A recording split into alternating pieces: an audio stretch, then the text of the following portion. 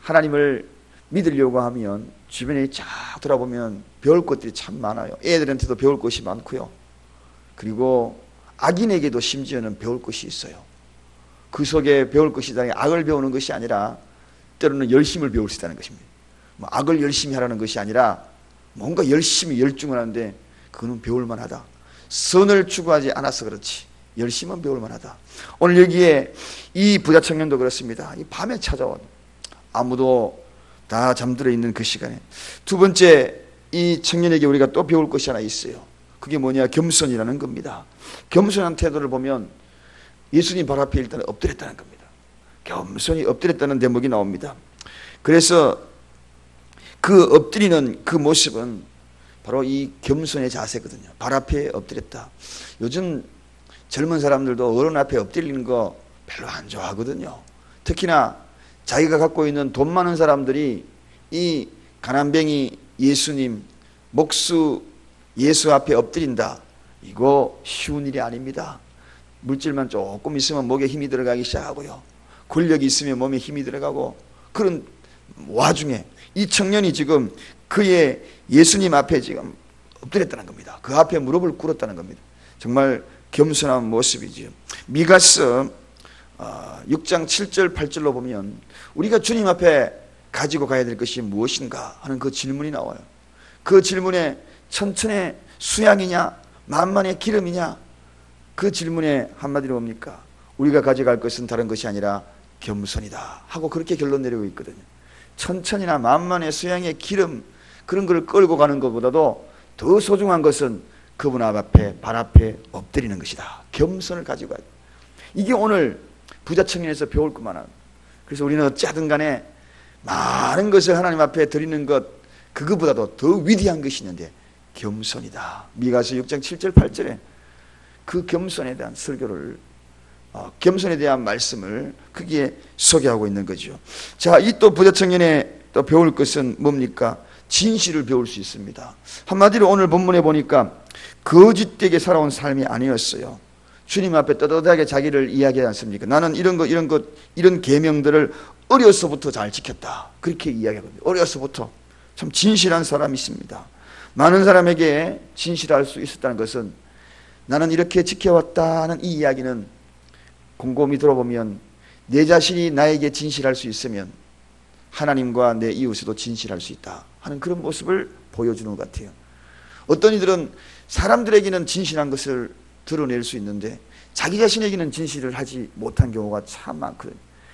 저는 그래서 곰곰이 생각해 보니까 이 세상에서 가장 진실한 사람이 누구냐, 진실의 실체가 뭐냐 라고 질문한다면 자신에게 한번 진실한가 질문을 해보라. 어느 날 갑자기 우두커니 앉아서 먼 산을 바라보면서 내 자신의 양심을 한번 들여다보면 내가 진실한 사람인가 아닌가, 아니면 그런 먼 산을 갈 수 없다면 세면장에 들어져서 거울에 비치는 내 눈동자를 한번 바라보라. 그때에 내 눈동자의 그 초점을 바라보는 그 순간 나도 모르게 내 눈빛을 피하고 싶든가, 아니면 그 진실의 실체들을 알게 될 것이라는 제 개인적인 하나의 견해입니다. 그럴 때마다 부끄러움을 참 많이 느낄 때가 너무나 많습니다. 그렇습니다. 오늘 이 청년은 자기 자신에 참 진실했던 사람 같아요. 주님, 제가 이렇게 어릴 때부터 이거 다 해왔습니다. 그렇게 이야기하는 거죠. 자, 우리가 이 청년에게 배울 수 있었던 것은 바로 이 세 가지를 분명히 배울 수 있습니다. 사실이지 않습니까? 그런데 중요한 것 한 가지가 있습니다. 그게 뭔가? 정말 배우지 말아야 될 것. 이것은 생사의 갈림길에 있는 것. 다른 건 몰라도 때로는 그런 것들이 실수가 있더라도 이거 하나만큼은 분명한 것이 있었습니다. 오늘 청년이 예수님께 질문하는 대목이 나옵니다. 그 질문이 뭡니까? 오늘 본문에 소개되고 있는 질문이 바로 이것입니다. 내가 무엇을 하여야 영생을 얻으리까? 영생을 얻으리까? 바로 이 영생이라는 것입니다. 영원한 생명입니다. 복음에 대한 메시지입니다. 복음입니다. 저와 여러분 오늘도 이 새벽에 와서 이 질문 가운데에 던진다면 내가 과연 영생을 무엇으로 얻으리까? 이 질문에는 분명한 대답이 있어야, 분명한 답이 있어야 됩니다. 영원한 생명, 영원한 벌, 어디를 선택할 것인가 하는 것입니다. 거기에 오늘 중요한 하나의 고민들이 누구에게나 다 있습니다. 그 고민의 길목에서 오늘 이 청년은 모든 것을 다 칭찬받을 수 있는 그런 사람이었어요. 그런데 단 하나 확신이 없는 것이 있습니다. 그게 뭐냐? 영생에 대한 문제입니다. 모든 걸 다 교회 열심히 하고 막 충성스럽고 진실하고 다 했는데 이 확신이 없는 하나가 있었어요. 그게 뭡니까? 주님, 제가 무엇을 하여야 영생을 얻으리까?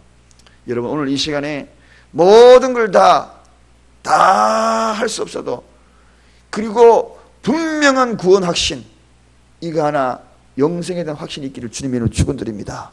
이 시간 내 생명이 다한다 할지라도 나는 주님 나라에 확실히 들어갈 수 있는 그 한 자리는 내 것이야. 주님 나라에 내 집을 분명히 이야기할 수 있어요. 목에 칼이 들어도 이 이야기는 거부하면 안 돼요. 왜? 영원한 것이기 때문에, 진리인 것이기 때문에. 이것을 포기할 수는 없는 것입니다.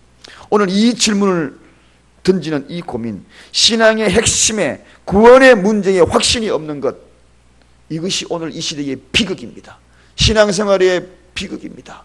교회의 비극입니다. 주일날 되면 수없이 쏟아져갔다가 수없이 빠져나가고, 그런데 오늘 이 구원의 확신에 근본적인 이 사실이 없다면 그보다도 비극이 어디에 있겠습니까? 그런데 이 비극이 과연 무엇 때문에 비극이냐는 것입니다. 오늘 그것은 바로 차가 있어도 열쇠가 없는 것 마찬가지고, 차 삐까번쩍한 그러한 외제차가 있다 할지라도 열쇠 없으면 그 차 무의미하잖아요. 등을 그냥 예쁜 등을 준비해도 거기에 기름이 없으면 무의미하잖아요. 그래서 예수님이 열천형의 기름에 대한 이야기를 한 겁니다. 정말 소중한 것이 있다는 것입니다. 그 소중한 것을 오늘 이 청년은 영생으로 가는 그 길목에 하나가 문제였습니다. 방해물이 있었습니다. 그걸 뛰어넘지 못했어요. 그것이 뭔가? 물질이라는 것입니다. 물질은 이 물질을 뛰어넘지 못했다는 것입니다. 그래서 주님, 그럼 도대체 이 물질에 대한 부분을 어떻게 해야 되는가? 물질뿐만 아닙니다. 그것이 권력이고 명예일 수 있습니다. 똑같은 갈림길에 서서 네가 물질을 선택할래? 하나님을 선택할래? 네가 돈 10억을 줄게, 그걸 선택할래? 네가 한 푼도 없고 땡땡이 없고 가난뱅이로 살더라도 예수를 선택할게 할래? 이 질문에 무엇을 선택할 것인가? 동일한 질문일 수도 있습니다. 네가 지금 대통령 자리에 올려줄게, 그 자리를 선택할래? 아니면은 시골에서 농사를 지어도 온 손에 물집이 생기고 온 손에 그저 피멍이 드는 그럴 일을 하더라도 예수를 선택할래? 그 질문입니다. 오늘 이 청년에게 바로 그 질문을 던지는 거죠. 내가 예수보다도 더 위대하게 선택한 것이 무엇인가? 오늘 이 청년은 물질이었다는 것입니다. 그 물질을 선택했다는 거죠. 결국은 고민하면서 뒤돌아서서 예수를 포기하는 대목입니다. 사랑하는 여러분, 오늘 우리는 인생을 살아가면서 우상이 다른 것이 아닙니다. 나 외에 다른 신을 내게 잊지 말라 하는 그 질문에 당당하게 이야기할 수 있고, 나는 예수님을 선택할 수 있습니다 라고 이야기하는 것 같지만, 막상 그 두 가지를 놓고 이야기하면 어느 쪽으로 기울어질 것인가? 시소 쪽으로 기울어질 것인가? 물질 쪽으로 기울어질 것인가? 권력 쪽으로 기울어질 것인가? 명예 쪽으로 기울어질 것인가? 오늘 이 질문입니다. 이것이 바로 청년을 무너지게 했던, 구원을 무너지게 했던, 영생을 포기해야만 했던 그런 것이다. 사랑하는 여러분, 오늘 이 자리에 저는 우리 사랑교회가 오히려 저는 자랑스러워요. 왜 자랑스러운지 아십니까? 어제도 제가 어디 갔다 오던 어느 목사님을 잠깐 만나가지고 그 집에서 콩국수를 먹고 이런 이야기 저런 이야기하다 저녁 늦은 시간에 돌아왔어요. 그런데 한 분이 되게 잘 산대요. 그래서 막 힘을 막 발휘하는가 봐요. 이 힘 저 힘 발휘를 하는. 사랑하는 여러분, 정말 소중한 것은 무엇일까요? 저는 그래서 우리 사랑교회는 넉넉한 사람도 없고, 그래서 너무너무 감사해. 그저 그런 예수만 바라보려고 새벽을 깨우는 오늘 이처럼 새벽에 정말 많이 오셨네요. 이렇게 새벽 많이 깨우는 교회 흔치 않습니다. 우리 교회의 숫자에 비하면. 비록 가난하게 살아도 나는 예수 선택할래. 그냥 손에 부럽터도 오늘 이 말씀 끝나고 나면 하루에 또 분주하게 뛰어나가야 될 분도 많고, 힘든 하루의 삶, 여러 가지 문제, 복잡한 문제, 머릿속에 복잡하게 있어도 예수 선택하는 사람이 최고입니다, 여러분. 영생을 선택하는 것이 우선이지요. 그것이 귀하기 때문에 이 새벽에 오신 것 아니겠어요? 안 그러면은 뭐 다른 거 더 좋은 거 많이 있고 편안하게 지낼 수 있을 텐데, 그래도 이 새벽을 깨우고 오신 여러분 정말 고귀한 분들입니다. 이 부자 청년이 고민하는 그 고민을 뛰어넘을 수 있는 십자가를 선택하는 것. 이런들 저런들 나는 그걸 포기 못해. 예수를 포기 못해. 내가 그것이 권력이 되었든 명예가 되었든 물질이 되었든 내 세상에서 이 세상을 다 준다 해도 바꿀 수가 없어. 나는 예수를 바꿀 수 없어. 그래 한 모습, 그것이 최고입니다. 왜냐하면 우리에게 영생을 줍니다. 제가 우리 어머니에게 CCTV를 달아드리고 왔어요. 화요일날 하루 휴가를 내어서 저번에 남아있던 휴가 하루를 꼭 써야 되겠다. 언제 써야 되겠다. 우리 어머니를 써야 되겠다. 제가 어젯밤에 그 CCTV를 보니 우리 어머님의 실체를 보았어요. 주무실 때 어떻게 하는가 끝까지 지켜봤거든. 막 가슴이 뭉클거리고 눈물이 날라 그러더라고요. 아, 저 모습이 어머니의 모습이었구나.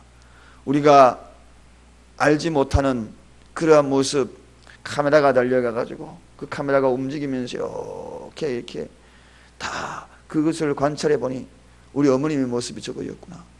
그래서 주무시다가 이렇게 잠을 못 주무셔가지고 또 이렇게 앉아가 가만 멍하니 있다가 또 제가 늦은 시간까지 한 몇 시간을 지켜보면서 우리 어머니 참 연세 많이 드셨구나. 옛날에 저리 강했는데 화장실 밤에 가서 주무시는데 몇 번이나 침대에서 일어났다가 철썩 일어났다 그러시더라고요. 다리에 힘이 없어서. 야, 옛날에 그렇게 강인하셨는데 저렇게 강인하셨는데 그러다가 또 벌떡 자다가 다시 또 불을 켜시더라고요. 그러지만 또 성경을 막 또 읽으시고 또 성경을 쓰셔요.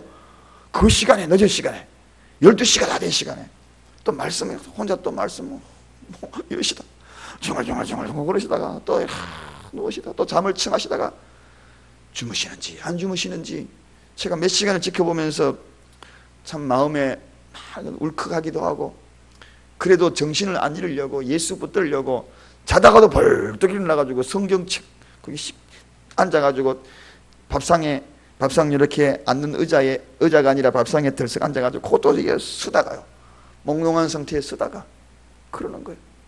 그러다가 하나 더 결정적인 순간은 전화가 온 거예요. 갑자기. 그래가지고 이제 시간이 많이 지나가지고 주무시는 모습을 봤는데, 그래서 전화 와가지고 야야 그러면서 꿈에 네가 보였는데 하면 또 전화가 온 거야. 보고 싶어. 네가 보였는데. 막 그 마음을 보니까 참 마음이 아팠습니다. 그러나 저는 내 마음속에 확신이 있었어요. 우리 어머님이 인생에 저렇게 마지막 86이지만 정신은 오락가락가지고 그렇지만 주님 나라라 영원한 영생을 소유하였기에 그 누구보다 강하신 분이다. 할렐루야. 육체는 약하게 보이지만 약함이 강함이라. 오늘도 이 새벽에 여러분, 찾아오신 여러분, 고민하지 마십시다. 고민하며 뒤돌아서 주님 등 돌리고 가지 마십시다. 결정 주간에 무엇을 선택할 수 있느냐? 나는 예수입니다. 우리 다 같이 따라하십시다. 나는 예수입니다. 선택해야 돼요. 자다가도 잠이 안 오면은 그저 잠 안 온다고 베개 껴안고 왔다 갔다 하면 그러지 마시고 말씀 읽든지 기도하면 하면 또 소록소록 잠이 와요. 그런 시간을 가지고 저와 여러분 되시기를 주님의 이름으로 간절히 축원드립니다. 하나님 감사합니다. 세상의 그 어떤 것보다도 우리가 예수를 떠나서